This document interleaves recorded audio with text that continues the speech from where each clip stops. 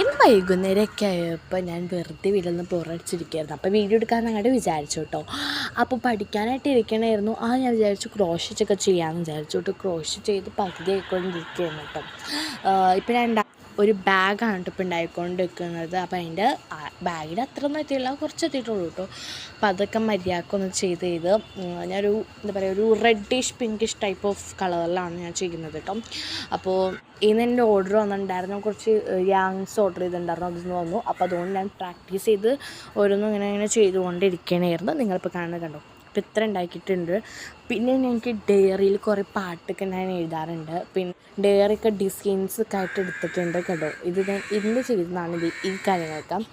അപ്പോൾ അതൊക്കെ ചെയ്തു. പിന്നെ ഞാൻ പാട്ടൊക്കെ എഴുതാറുണ്ടായിരുന്നു. പാട്ട് എനിക്ക് എഴുതുന്നത് എനിക്കൊരു ഇതാണ് കേട്ടോ. അപ്പോൾ അത് ഞാൻ എഴുതിയിട്ടുണ്ട്. പിന്നെ എനിക്ക് പഠിക്കാനുണ്ടായിരുന്നു.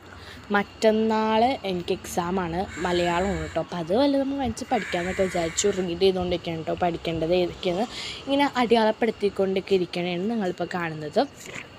വായിച്ചിട്ട് അതിൻ്റെ ഉള്ളിൽ നിന്ന് അടയാളപ്പെടുത്തണം.